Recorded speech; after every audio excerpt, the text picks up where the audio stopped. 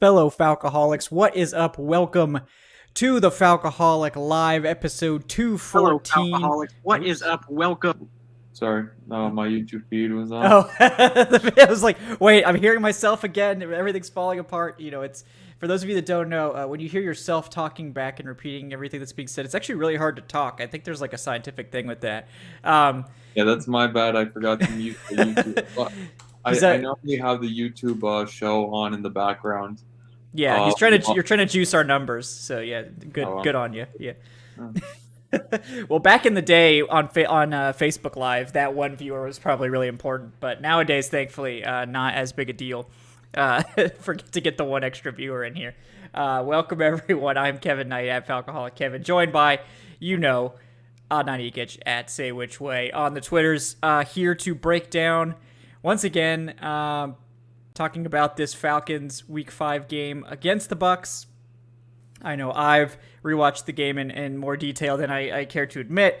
I know Adnan's had some time to process, so we'll talk about the game a bit. We'll talk about the potential fallout now from multiple of these bad roughing the passer calls happening this week.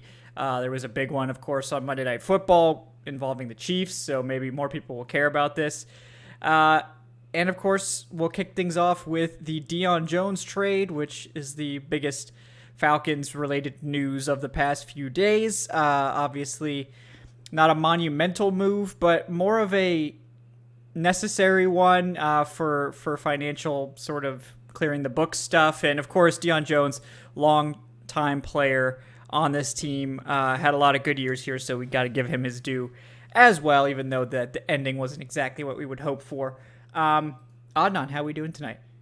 Doing well. Very anxious. I have the Braves game on as we speak as well. I have my Atlanta Braves World Series shirt on tonight as well.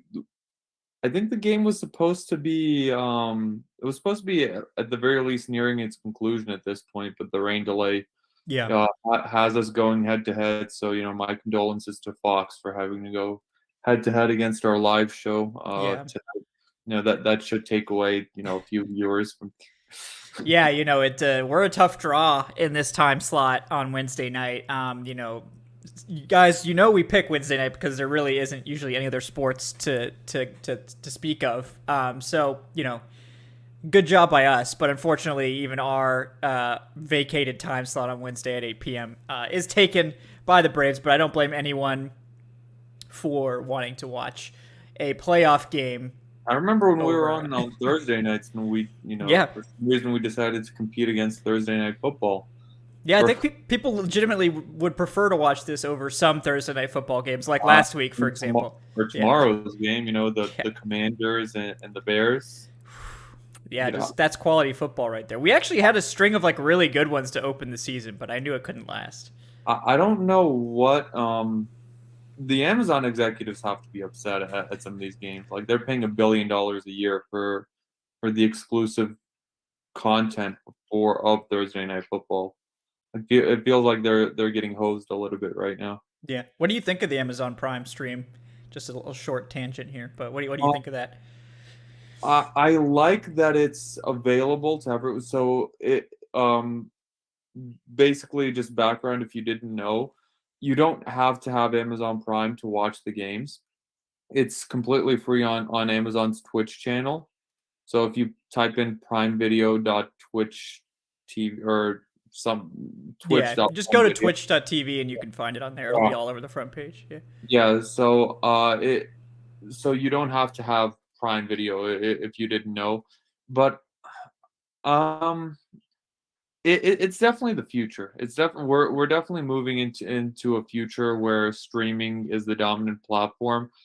I like their alternative view as well. The one where it shows the analytics and the next gen stuff. So I think that's a really cool addition that you don't have with other broadcasts, and it's pretty fun going back and forth between them.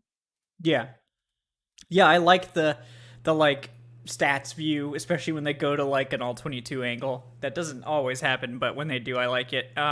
Yeah, I think it's good. It's nice to have it available for those that don't have cable, because fewer and fewer people are getting cable these days. I've switched over to YouTube TV, which is basically just digital, all digital cable, but still it's nice to offer it to people that, Well, don't tie it to cable. So I definitely think we are still we're definitely like we're a ways away from the Sunday games being exclusively streaming digital, yeah. if it'll ever be exclusive like that. But cable is still the dominant platform for the most part. But just given how much the younger generation prefers streaming, Yeah.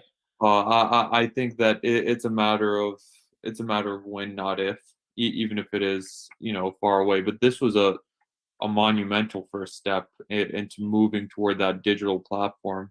And I guess it needed to be Amazon or someone as powerful as Amazon to take that step, because not everyone has $13 billion over 13 years to spend. Yeah, exactly. And yeah, I mean, for the record, like I've had YouTube TV for a year now. This is my first year of having YouTube TV during the NFL season, and I love it. I think it is slower. It's like behind the like cable streaming by like maybe a play, but it's not like crazy far behind. And it's just, you could pull it up on any computer you have or any smart TV or whatever, and I like it. I prefer that to having cable boxes, and like the cable signals kind of crap sometimes. Like ESPN, you only get 720. YouTube TV usually gets 1080p on most of those. Like that you wouldn't be able to get through a normal cable box. So I like it, but it's also a lot cheaper than what I was paying for cable, like less than half. Yeah. For me, like I don't mind. I love the Xfinity that we have, that I have, but it's so expensive. But I also have to do it because that's where all the Braves and Hawks games are. So Valley Sports kind of has a stranglehold on cable at the moment, where you either have to pirate it or it's exclusively in that way. Yeah. So hopefully that will be ending eventually. We'll see if we can get like NFL Plus / Sunday Ticket, whatever. It's finally going to be off DirecTV, which thank God for that. Going forward, we don't know who will get it yet, but that will be major, I'm sure, and we'll see how that goes. Hopefully the NFL won't take it over, because we've seen how poorly they've managed NFL Plus. They were talking about Apple TV possibly taking that over, right? Yeah, it could be Apple TV. I've heard that YouTube wants it. I've heard Apple TV wants it. I heard ESPN wants it. Pretty much everyone wants it. It'll just whoever makes the best offer, I imagine. So, yeah. So that it has to be fun being Roger Goodell. It's just everyone's just showing up with a bag of money and just saying, "Give me, here's more money." Money me. Yeah, exactly. So, all right, guys. I promise that's the end of the NFL broadcast rights discussion. We're gonna save the rest of that for the NFL broadcast rights pod coming this offseason. That might actually be the topic of a pod this offseason, because sometimes there really is very little to talk about. So NFL Sunday Ticket getting awarded to somebody, that might be enough news to actually be worthy of a show. But we're going to talk about the Dion Jones trade first. Obviously a very surprising time, right? Coming on like a Sunday night, right during House of the Dragon. So rude of them to do that. But he also gets traded while on IR. That is a somewhat new rule, I believe, that as long as you're put on IR during the season, then you can be traded. If he was put on injured reserve before the season, he would not be able to be traded. So I haven't heard of players being traded on IR before. I don't know if this is the first time. It's the first time this season, at least. So that was surprising. Obviously, the draft compensation of a swap of 6th and 7th round picks in 2024, basically a joke in terms of compensation. It's all about the money. But first, we'll talk about, were you surprised by the trade, Adnan? Were you like shocked at all that he got traded while he's technically injured, although he has been activated already by the Browns?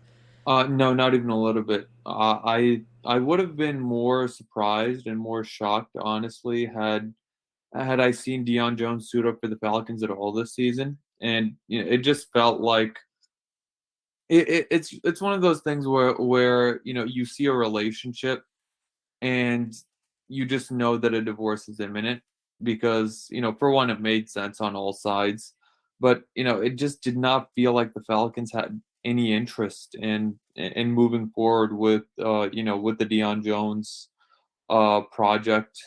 This is not the regime that drafted him. That was Dan Quinn and Thomas Dimitrov. He's not the player that he was, a few years ago. I think the team was, and Dean Pease especially, was probably frustrated with his play last season, the lack of effort that we've repeatedly mentioned and that we've repeatedly talked about, that we've seen from Dion Jones since Dan Quinn was let go.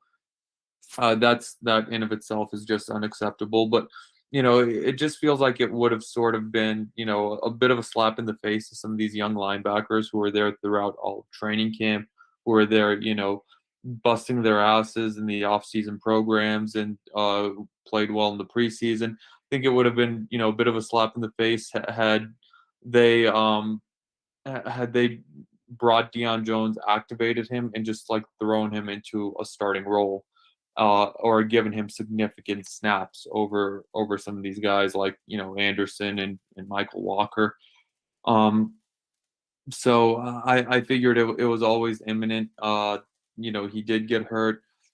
I thought that it would have been a bit closer to the trade deadline, but it feels like for the Cleveland Browns, especially after this past defeat against the Chargers, their time is running out a little bit. And that's not a team that's interested in draft compensation. That's not a team that's interested in being bad this season, because they owe their first rounder to the Texans. They owe 3 first rounders to the Texans. They're trying to tread water until Deshaun Watson comes back. They're not doing a great job of it so far, and it just felt like they had to pull the trigger and shake something up. So, they're definitely hoping that they can, get the Dion Jones of, 2018, 2017. I don't think he'll ever be the Dion Jones of 2017 or 2016 again. But, they're hoping that they can, get that old Dion Jones back and that he can really help out their defense moving forward. And for the Falcons, it's save some money. The 6th round pick is it's okay to have. It's like it's not like, I mean, sure, yeah. Yeah, so it's always good to have as many picks as possible. But this was strictly a cap savings move. The team will have a lot of money in cap space next offseason. We don't know how much exactly just yet. We can project, we can try and predict, but we don't know exactly how much they'll have. Dion Jones right now becomes he turns into a dead cap hit for this season. He's officially the fifth highest cap hit for the Falcons this season. Yeah. Matt Ryan is the highest, his dead cap money. Julio Jones is the second highest, his dead cap money. Then you have Jake Matthews and Grady Jarrett, and then you have Dion Jones and his dead cap money. But before this, he was already the 3rd highest cap hit behind Ryan and Julio. So, this saves some money in the short term as well.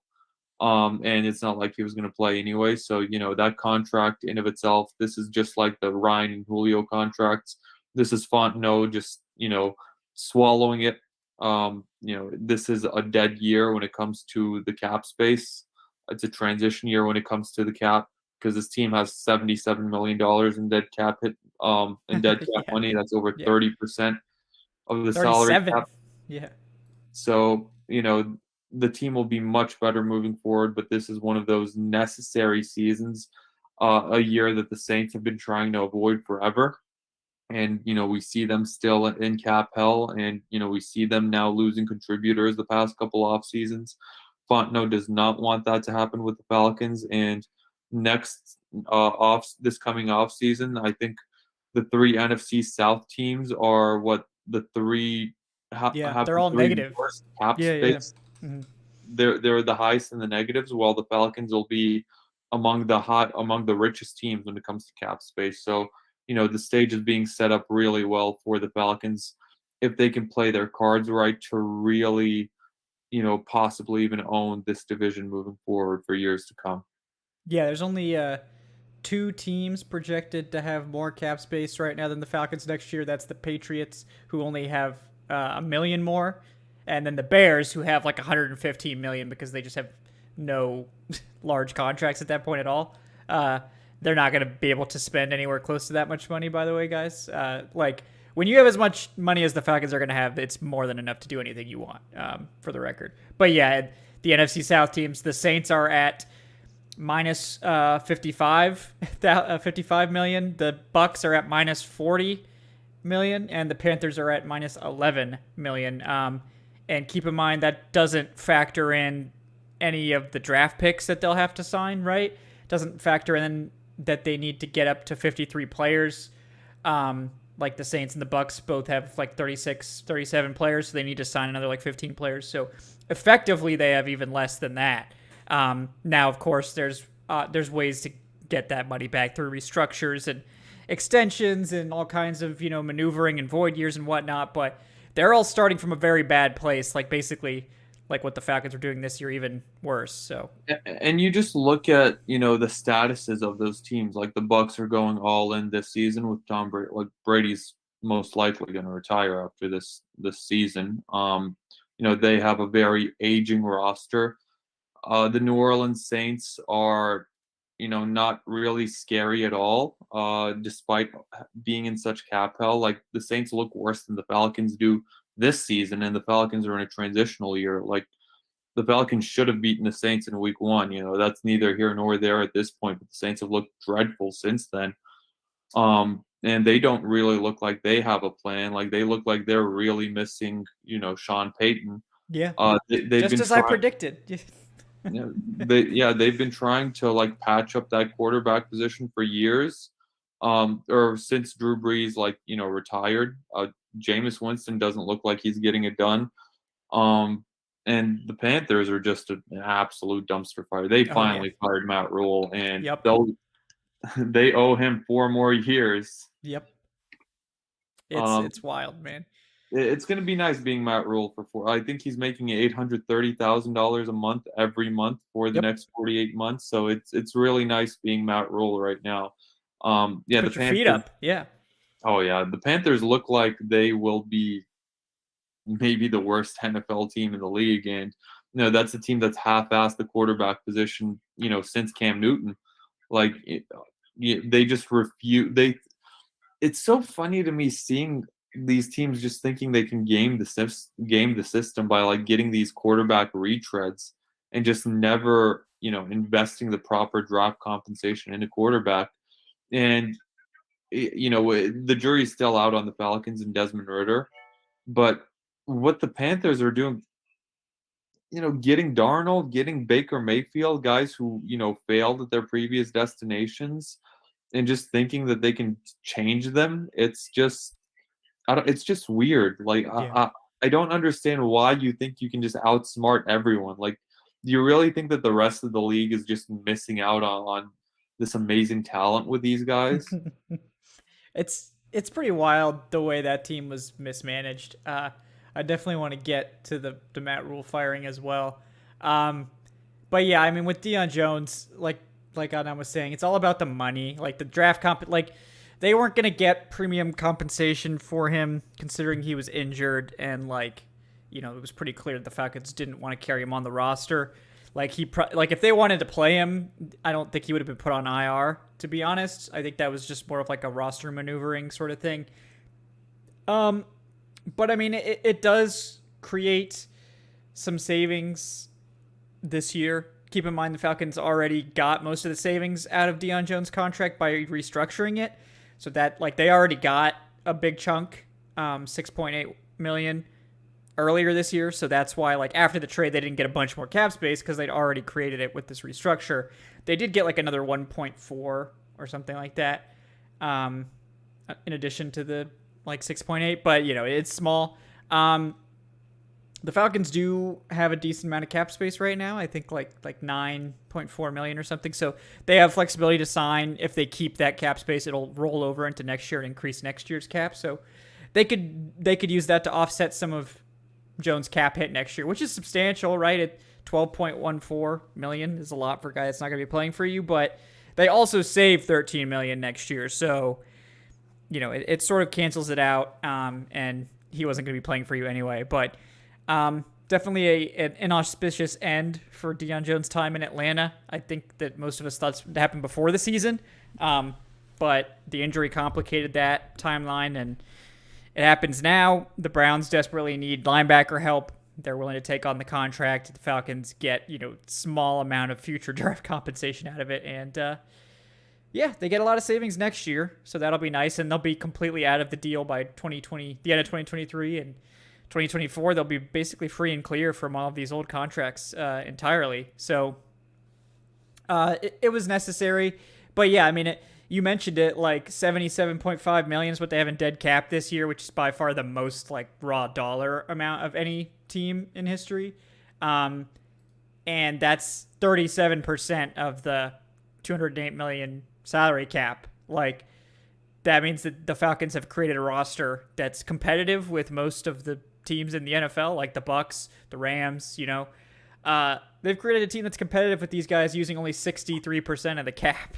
So I'm impressed. I give these coaching staff props for making this team watchable with like almost just a little over 50% of the cap. So, yeah. And just looking at the salary cap situation for the Falcons, like, it makes me appreciate the job that Arthur Smith has done more and more, and this coaching staff. Like, this team feasibly is 4th and 1, going for it and getting it away from being 3-2 right now.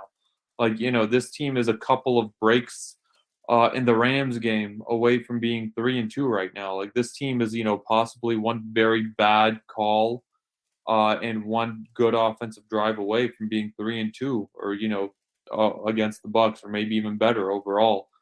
Like, this team has been competitive. It's been fun. It has fought. This has been, everything I could have hoped for, out of this season so far. And it doesn't matter, what the record is overall. That's how I went into it this season. Like, this is a transitional year because of all of those cap implications that we were talking about. But man, they look really fun. Like, I feel like I'm more excited to watch the team on Sundays now than I have been at any point since, 2017. Because the team is just, the past few years, it's just looked really, it looked like it just didn't have any heart, toward the end of the Dan Quinn regime. And then, Raheem Morris took over and he did what he could. But, it's different when you have, what was essentially a lame duck head coach. And then last year was the first year of a new regime. But yeah, the team looks, I'm excited. I'm completely buying into this coaching staff at this point. Yeah, I think they've done a really good job with limited resources. I think we're finally starting to see part of the vision on offense come to fruition, right? The running game aspect, which was a disaster last year. This year, the running game is really excelling. The passing game isn't where they want it to be. I think we can all tell that they want the deep passing game to be a big part of this offense. You would think that, considering they drafted Kyle Pitts and all this stuff, they keep airing it out. It hasn't been working, but yeah. I think that Marcus Mariota isn't really the personnel guy for the deep passing game. Mm-hmm. So, hopefully we'll see. Hopefully we see an improvement. With the, like, Ritter was looking pretty good. He had some real zip on the ball in the preseason, but yeah, I can confidently say that Marcus Mariota is not the guy for a deep passing game scheme. Yeah, exactly. And that's, people need to remember, like, fans, you guys need to keep in mind that this is a stopgap version of this offense. They're building it to run the ball, and it's a limited low volume passing game. I don't know that this will ever be like a super high volume passing attack unless they get into like a matchup where they think they really do have to air it out to keep up. But with Mariota, we've seen that he can be efficient. He's not great at the deep passing. That's probably his weakest part of his game at this point. We did see this week that he looked really good as a runner in particular, and I thought this was a step up from the Browns game in terms of his passing, but still not exactly what we're looking for.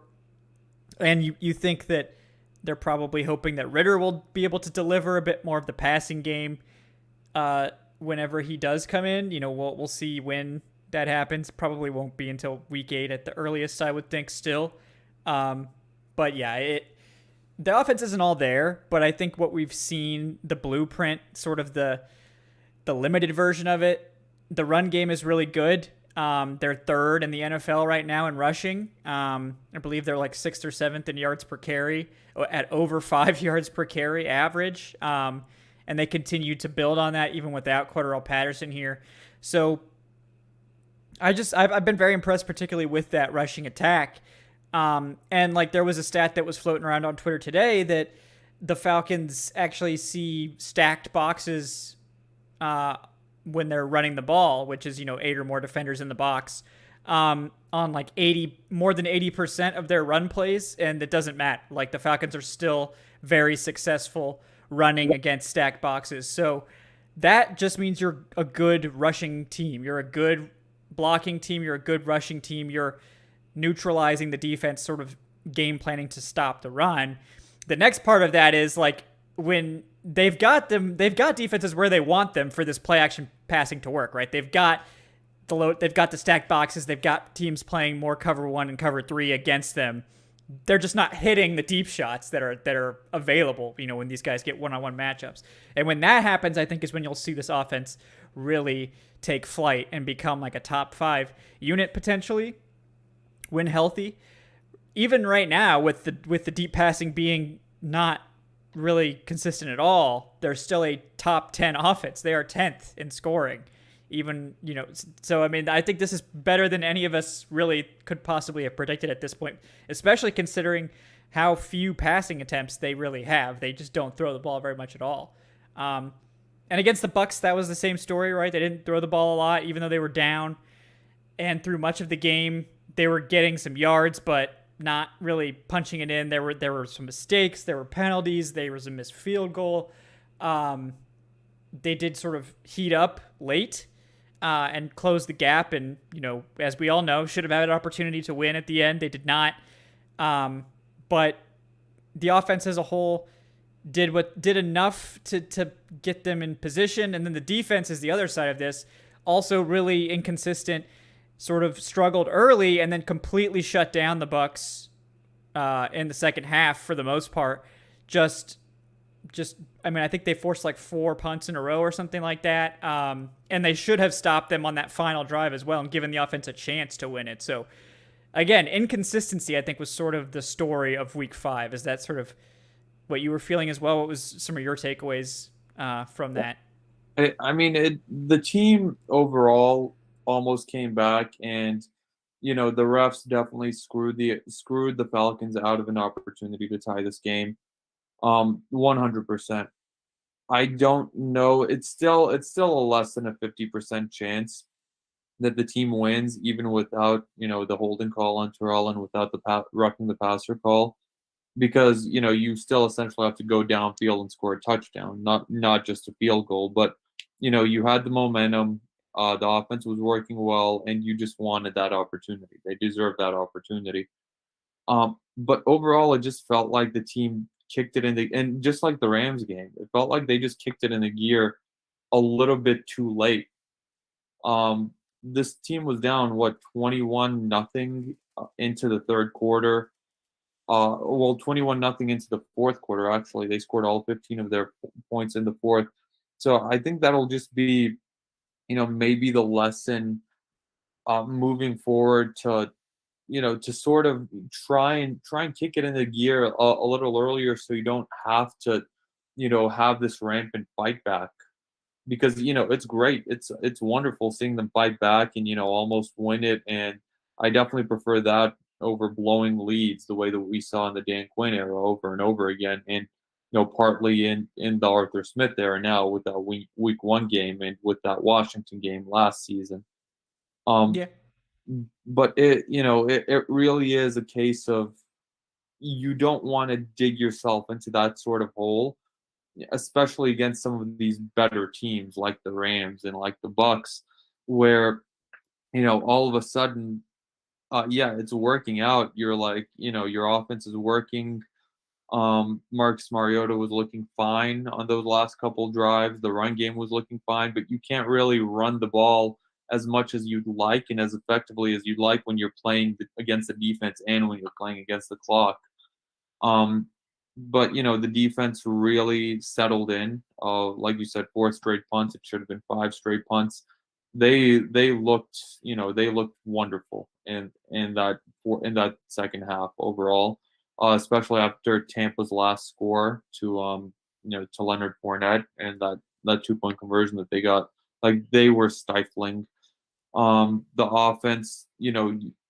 I don't really believe in momentum carrying over from game to game, but if that's the case, then the momentum's definitely carrying over for the offense into a really difficult game against the 49ers defense um, this coming Sunday. But another thing that I really liked seeing was that bit of aggressiveness from Arthur Smith, and I was really wondering uh, where he would go with this after that Saints game. So you and I were absolutely livid over Smith not going for it on 4th and 1 in that Saints game, and I still think that had we gone for it on 4th and 1, I think the Falcons would have won it, and even if the Falcons didn't win it, I still would have preferred that over punting the ball away. Because it was just cowardly. I definitely stand by that. We had Michael Rothstein on the show defending punting the ball away. Uh, I mean, I get the points he was making, but I still completely disagree with it. But then you see in this game, remember after that last Zacchaeus touchdown, the Falcons go for 2.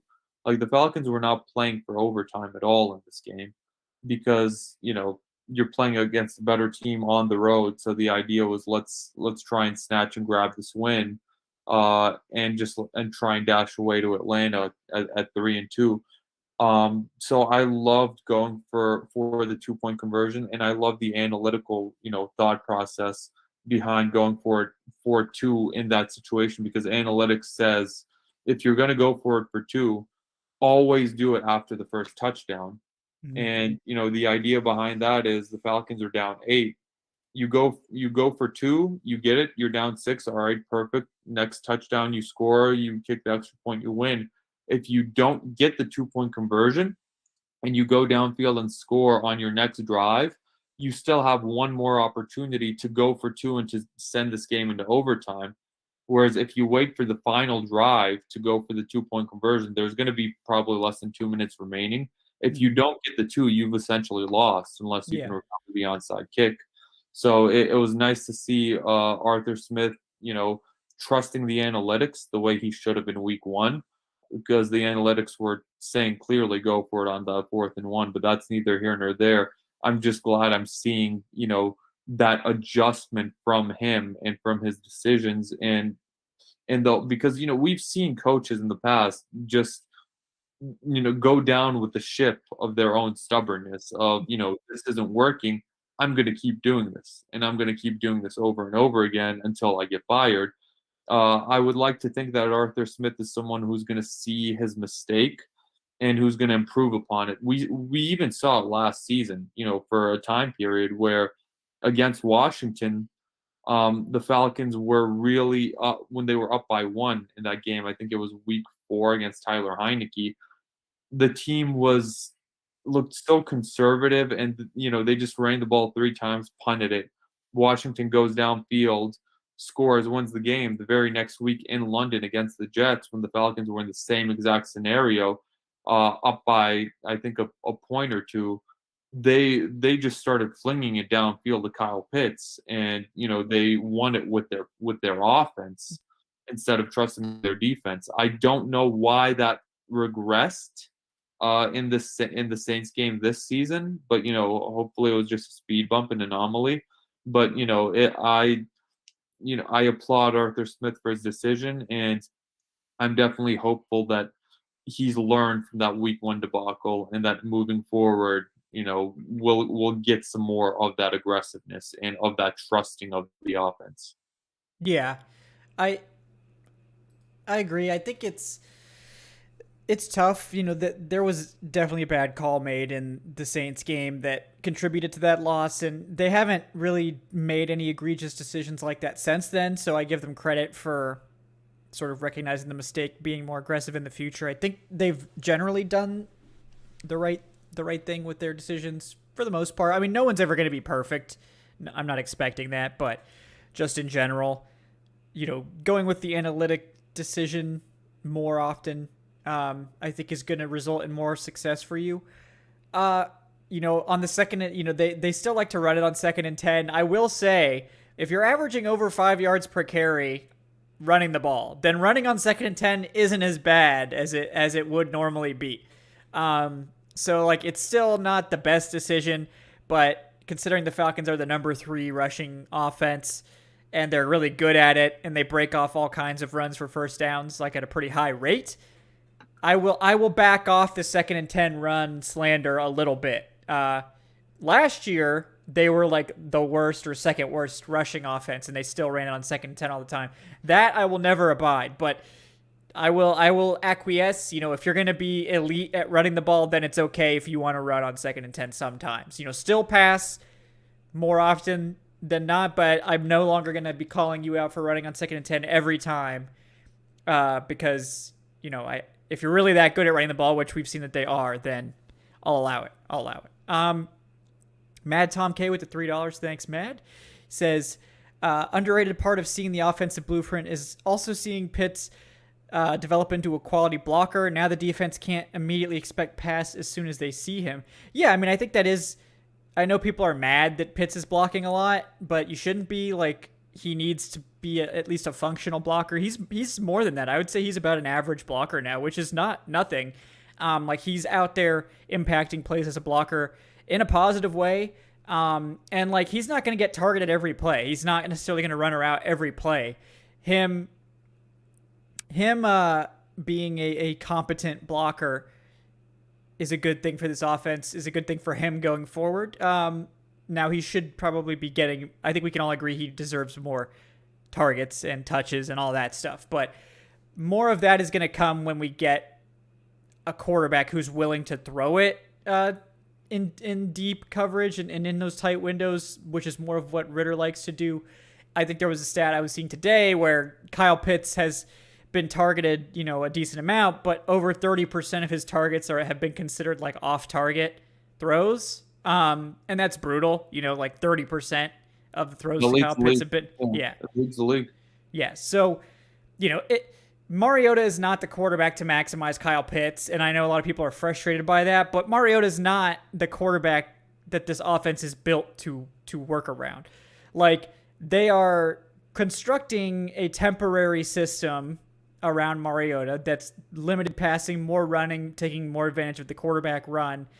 When either Ritter or another quarterback of their choosing comes in, they're going to start chucking it deep more. They're going to rely on the passing game a little bit more. I think we'll get to more of a balanced offense. But don't look at what they're doing now to accommodate Mariota, which has been effective. Like I said, they're 10th in scoring. Like, this offense has been scoring points, enough points to win every single week for the most part. If they had a couple plays go differently, this team could easily be, 4-1, 5-0.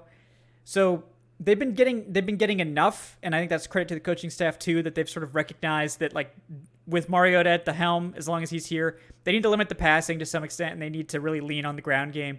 I think this was Mariota's best game as a runner. I thought he made really good decisions running the ball and was sliding more, which is good for his health and for the health of the quarterback position in general.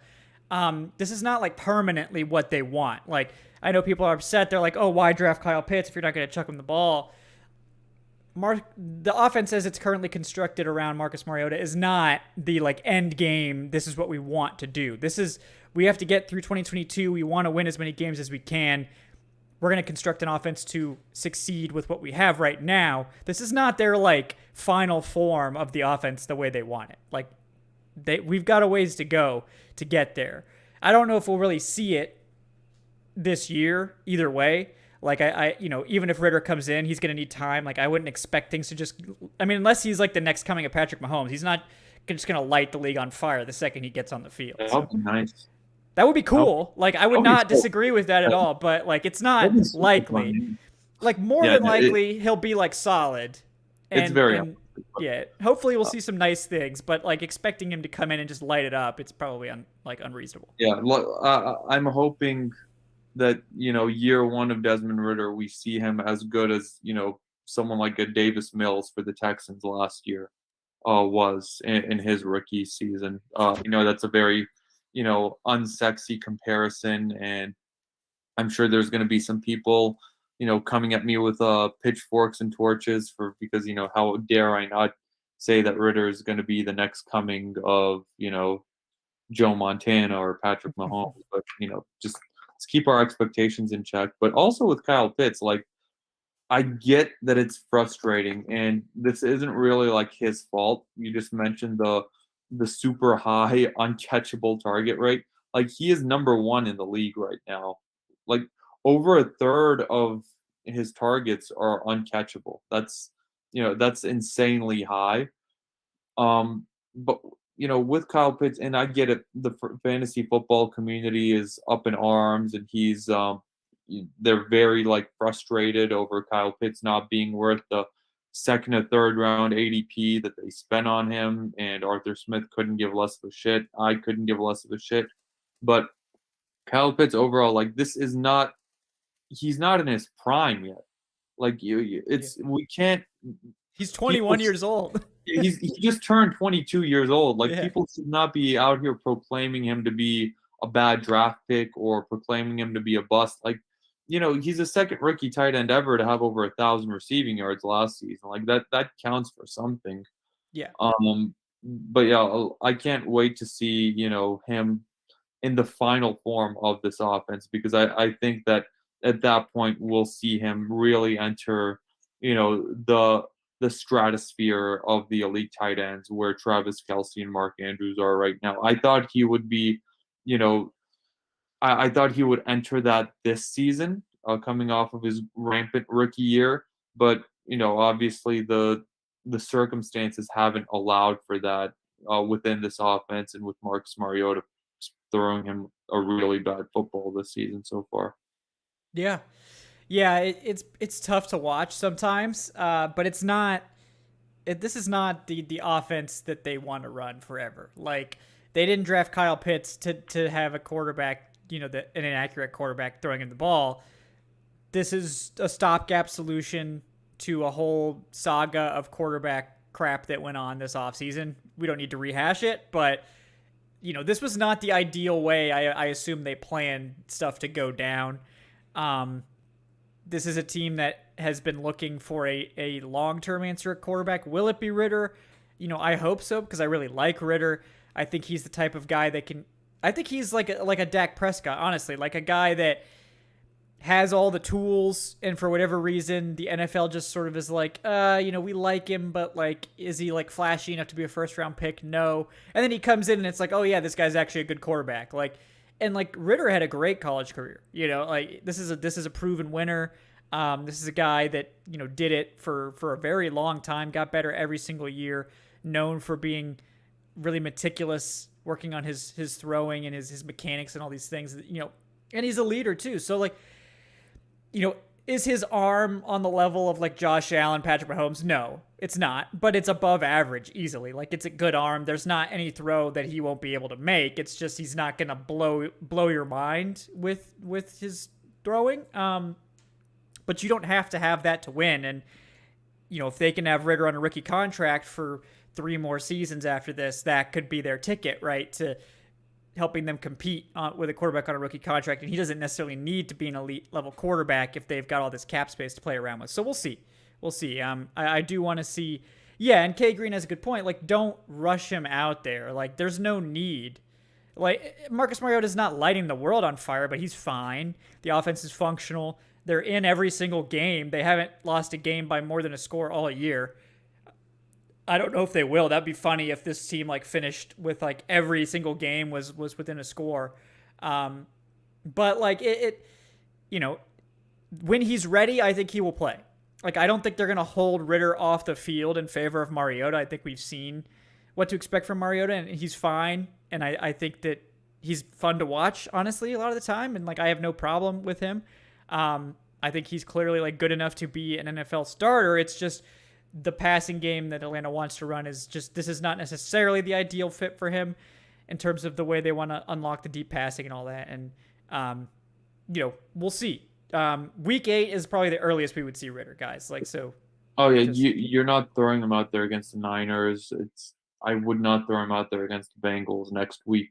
Hostile environment. Um, week 8 is what the Panthers. Like that Yeah. makes sense. Like the Yeah. Panthers would.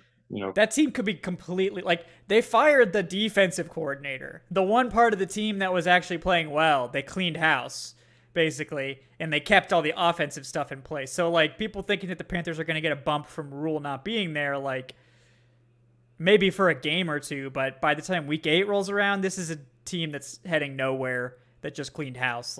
By the time week 8 rolls around, I think the Panthers are going to be maybe the worst team in the NFL. Now starting PJ Walker for the foreseeable future. Maybe he's better than Baker Mayfield, but I don't think so. I think he probably would have been starting if he was. No, but he's not. I'm not. Baker Mayfield. It's just a really bad offense. Yeah. It's just a really bad offense. Yeah. So. But no, one thing that I'm excited about with the Ritter is his arm looked better in the preseason than it did at Cincinnati, which it feels weird, but the ball looked like it had way more zip on it. His arm looked stronger. It looked great now. Yeah.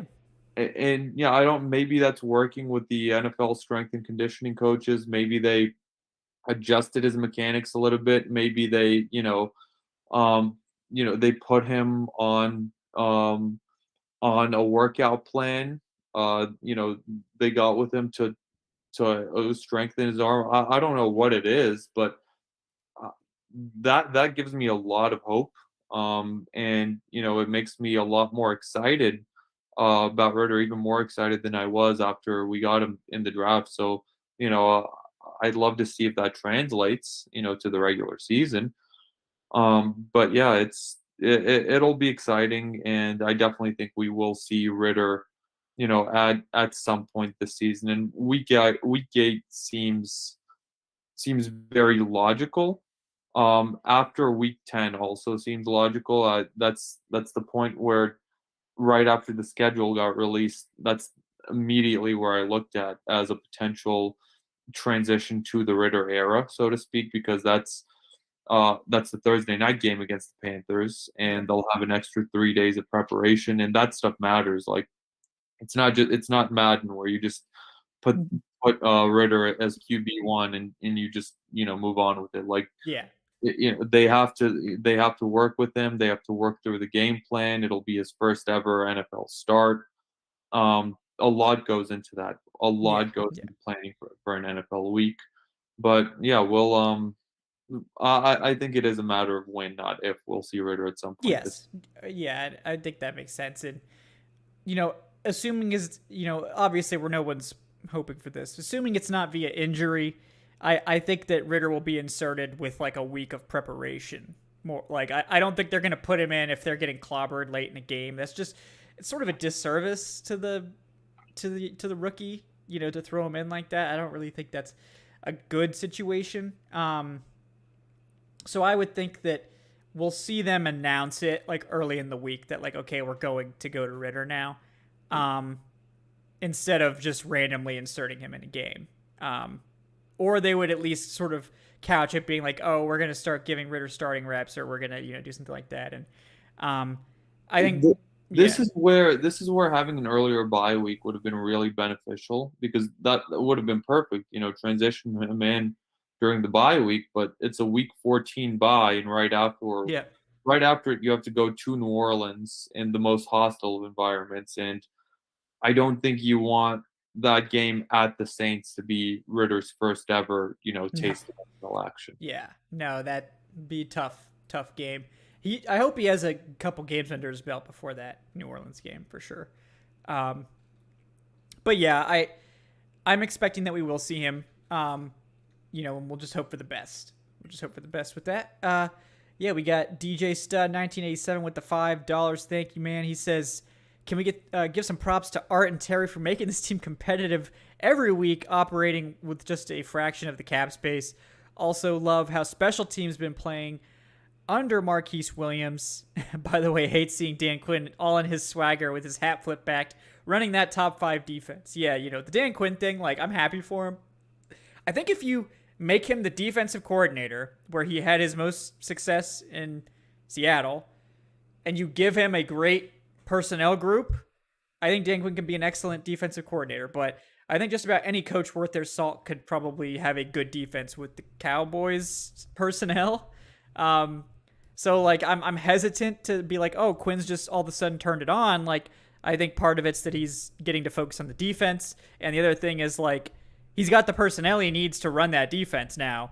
In Atlanta, he never was able to get the personnel he needed when he was running the show. So I was gonna say, like, Dan Quinn also looked brilliant as a DC when he had Richard Sherman and Cam Chancellor and Earl Thomas in that Seattle Seahawks defense in this first stint. But yeah, it's like let's see how good he runs the defense when he doesn't have Micah Parsons and the best defensive player in the league now, Micah Parsons.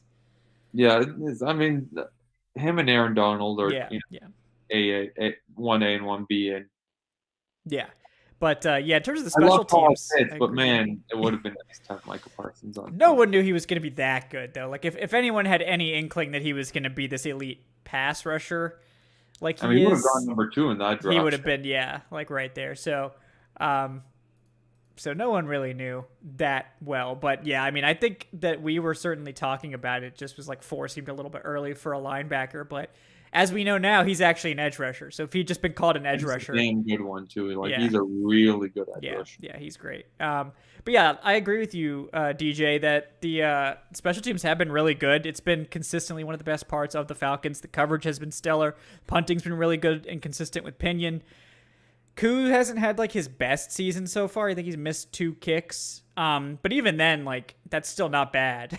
Like I think this kick this week was the first kick he'd missed from 50 plus in like a long time. So like he hasn't been perfect so far, but he's fine. Well, other than week 1. Yeah, but that was like tipped, I think, a little bit. Yeah. That was like also the 60. Yeah, that was 63. Yeah, I don't count. Yarder. Yeah. But I think until this season, I don't think he had missed a single 50-plus yarder with the Falcons in his career. Well, in his career as a Falcon, he was missing with the Chargers. Yeah, that's true. Mm-hmm. But actually, not concerned. Yeah. Yeah, like I don't think he attempted from 50-plus to the Chargers. But no, it was just brutal. Yeah. Yeah, I'm not concerned about Younghoe Koo at all. No, he'll be fine. Yeah, it happens. Evan McPherson's missed a couple kicks with the Bengals. Everybody's been missing a little bit. Even Justin Tucker missed some this year, I think. I don't think Tucker's missed this season. I thought he missed 1, but maybe I could be wrong. Every kicker, like, got to give him a mulligan on a few of those kicks, as long as it's not like a kick to win the game. Yeah, at the end of the game. Yeah, exactly. But yeah, Avery Williams has been awesome. Like his move to running back, I think, has been stroke of genius type stuff. He's looked great as a running back. He hasn't carried the ball very often, but like every time he touches it, I feel like it's a big play. He can catch. As a returner, he had his best game against the Bucs. Like he was so close to breaking off 2 of those returns for touchdowns. Like it's coming. It's coming. Yeah. The thing about special teams is when we don't talk about them, that's a really good thing. Yeah. Because that means they're doing their job. Because if we were here, if we were leading the show talking about special teams, that means someone fucked up. Yeah. Yeah, it's pretty nuts. Yeah, I like special teams. I agree. I think they've been one of the best parts, one of the most consistent parts of the team so far. Yeah. I'm trying to think if there's anything else I wanted to cover on this game. Obviously, the 49ers are coming up. Number 1 defense, number 1 rushing defense. They allow just 3 yards per carry. Just a really tough matchup for the Falcons. So it'll be nice if Nick Bosa doesn't play in that one. that would help. They did lose their cornerback 2 in Emmanuel Mosley for the season, and Jimmy Ward as well. So so they'll be banged up. Still really good defense though. It's still a really, really good defense. I'm hoping that we'll see a sold out Mercedes-Benz Stadium. I mean, actually sold out, not like on paper sold. It's on paper sold out every game, but. I'm hoping that the fans will fill the arena. They'll reward the team for their efforts this season. Hopefully it won't be too overpriced. because come on, like, Yeah. let's be honest. But That's the throwback, yeah, game with the red helmets. So Evan will be there. I think yeah. Evan marked his calendar and made sure that he would be at the Benz as soon as they announced the red helmets. Yep. It's very important to him, our resident uniform tracker, to be there for this momentous occasion. Hopefully they can get a W in these. Yeah. To be sending a representative. Nobody covers the uniforms like we do. No, exactly. That's our beat. No one else can touch that. Yeah, I mean, I'm hoping that because they've traditionally been very bad in the throwbacks, so I'm hoping that it was all along they needed the throwback helmet to unlock the potential of the throwback uniforms. Now that they've got the red helmet, they should be undefeated in the throwbacks, in my opinion. So, hopefully it'll be a better game than it was last year against the Niners, where they just after the first couple drives, I think they had 5 straight scoring drives, 4 straight touchdown drives. Like the defense could not keep up with them, and that's the game that more or less knocked the Falcons out of playoff contention last season. Yeah, that was a brutal game. Yeah, it wasn't good. I remember the team started with the fumble recovery on the kickoff, got its first and goal. Cordarrelle's touchdown was reversed, turned it over on downs. It was just, it just wasn't great. But yeah, it'll be a home field advantage this week.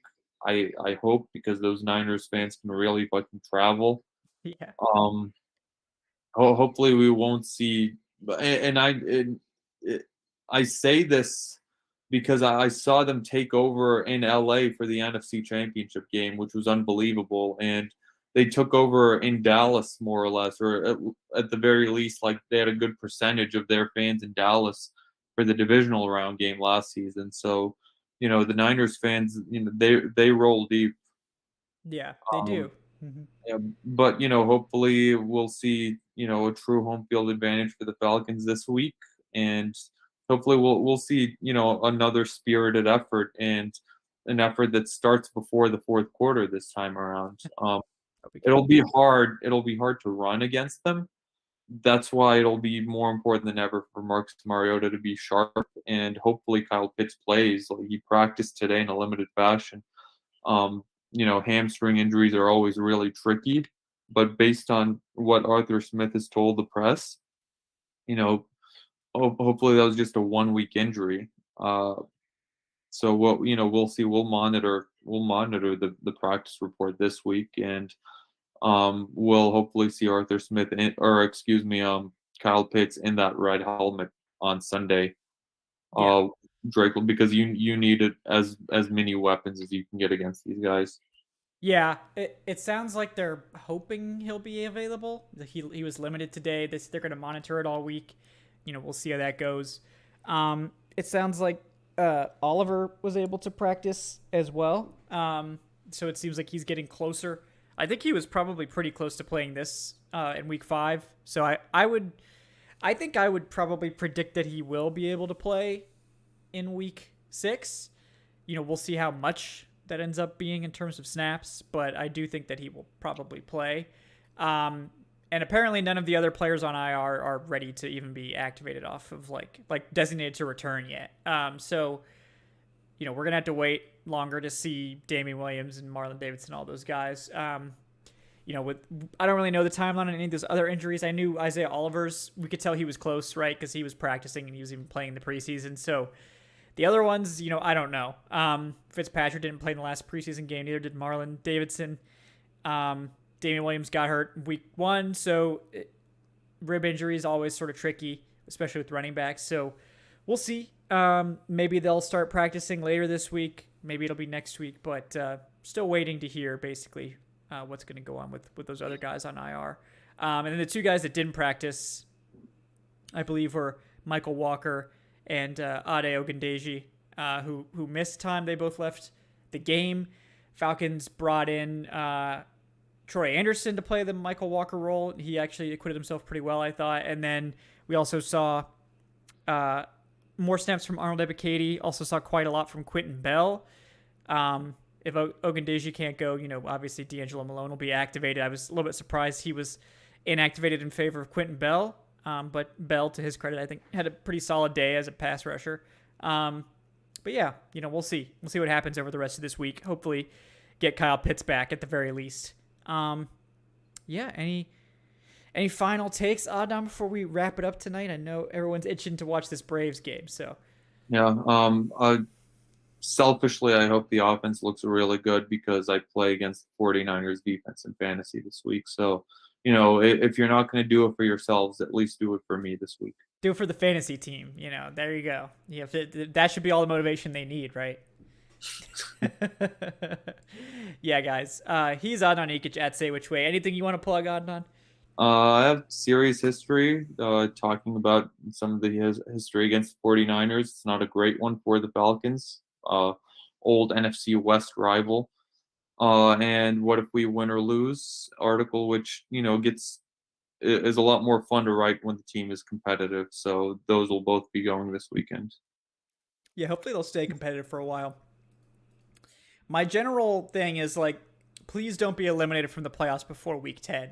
Because if I have to start doing pre-week 10 mock drafts, it's just brutal. So I don't think we're going to have to worry about that this year. I think we're going to be in it still at week 10. If they keep playing like this, they will be. Yeah, for sure. Yeah, guys, really appreciate everyone for tuning in. I'm Kevin Knight at Falcoholic. Kevin will have our game preview with Alan Stirk coming out on Friday, taking a closer look at this 49ers matchup, which is, like we said, a pretty brutal one. Then, of course, we'll have our post-game show on Sunday following the game. So lots to look forward to. Couple more tough games here, right, with the 49ers and the Bengals. But then there is a pretty large, easy stretch with basically the Chargers being the one team in there that you probably think the Falcons wouldn't be favored against. I think maybe every other team that they'll play in that 6-game stretch after the Bengals, the Falcons could be favored against. So and the Chargers aren't looking, yeah, they're not unstoppable. Yeah, because they lost their left tackle and they've had a string of injuries. So we'll see. I mean, it's still, I wouldn't put it past Justin Herbert to do whatever he wants. But, right. Yeah, it's still Justin Herbert, so the Chargers are just like the Falcons, right? They're capable of beating anyone or losing to anyone, so it's really hard to predict that one. But that might be the only one the Falcons aren't favored in. But they'll have an opportunity. I think if the Falcons can somehow steal one of these next two, whether it's the 49ers or the Bengals, it might be easier to do it against the Bengals. I'm not really sure. But if they can steal one of these, they're going to be in great shape going into that winnable stretch. If they can't, they're not. The Bengals, yeah. I would think that they would have a better chance against the Bengals, but obviously you want to win this weekend. Yeah, that would be nice because then they would have a chance, to get to a winning record with the win against the Bengals. But basically, if they could just get one W, that helps a lot. If they did that, if they win both of these next two games, then I may change my stance on my prediction. Yeah, I mean, that would be huge if they won two of these three. I think even winning one would be pretty big for them. So it would help a lot because then if you win one of these two, then you really only need to go 4-2 over that 6-game stretch to go into the bye with a winning record, which is probably what you need to finish with a winning record. So as long as they can do that, they'll be in good shape. If they win two of these, then you only need to go 3-3 over that 4-game stretch. And I think projecting out based on what we've seen right now, 4-2 is not out of the question in that 6-game stretch. I think expecting, more than that, probably you're setting yourself up for, disappointment. But yeah, it's there's a chance that this team is really in it by the bye week, at week 14, especially if they go into it, at 500 or close to 500, then I think they'll be, talked about as this is a, what do they call it on around the NFL? A berserker team or something like that. They're capable of just causing chaos and beating anyone. And that's sort of who they've been so far. Fun. So, yeah. Yeah. And if they actually make the playoffs, it does really hurt their draft position more than likely. So it's there might be some, some hard thoughts about like, is this team good enough to win playoff games? But I'm never going to argue against them making the playoffs. It's always fun to be in it in January. It just is. So, maybe is it worth it to sacrifice 9 spots for draft position like some teams had last year? That's rough, but considering how difficult the Falcons' schedule is, they're already going to lose tiebreakers probably to pretty much every team. So, might not be as painful as